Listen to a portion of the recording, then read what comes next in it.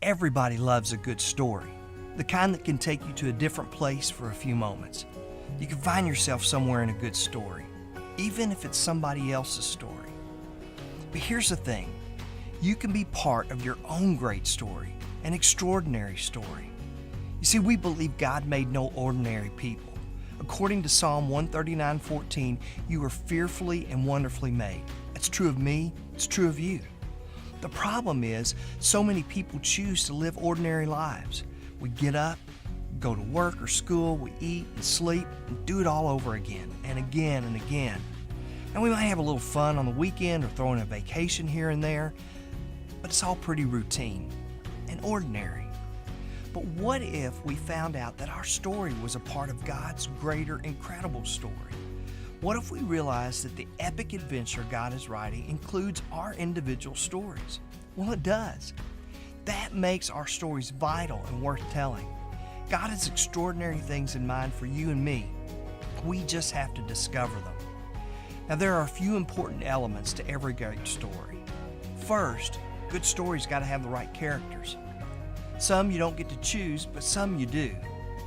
If you want to live the extraordinary story God has for you, you have to make sure He's the primary character.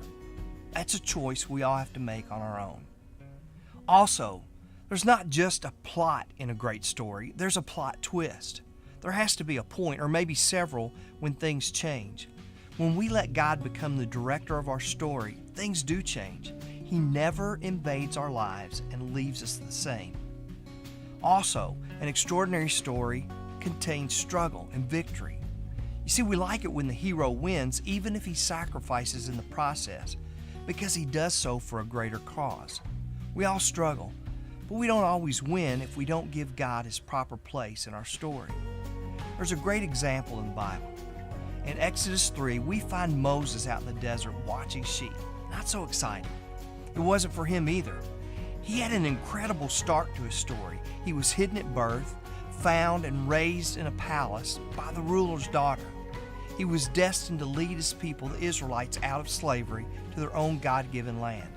But he committed murder and he ran away. The end. That's what he thought. He was going to live out his days in the middle of nowhere, raising his father-in-law's sheep.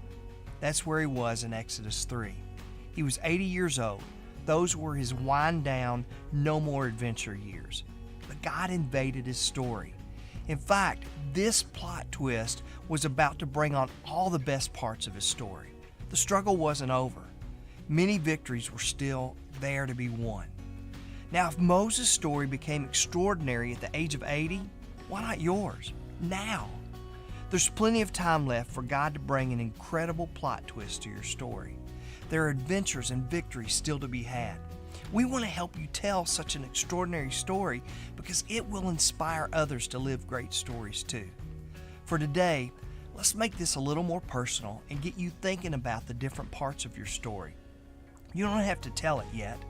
I just want you to start seeing the separate elements. So, who are the characters in your story? I'm talking about those you interact with, those that impact your story. There are some that you don't choose.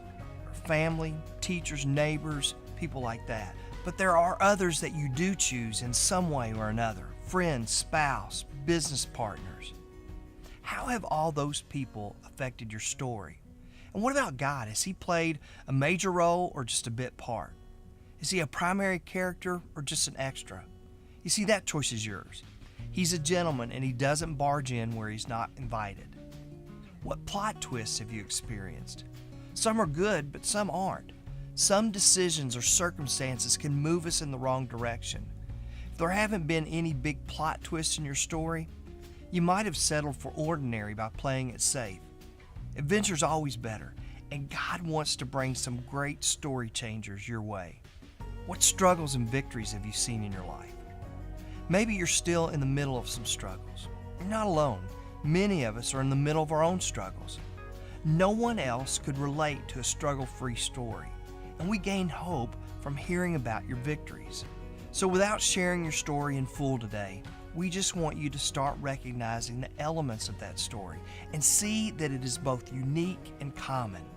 Your story is different from everybody else's, but we all share many similar experiences. I hope you see that as you begin to discuss these things as a group.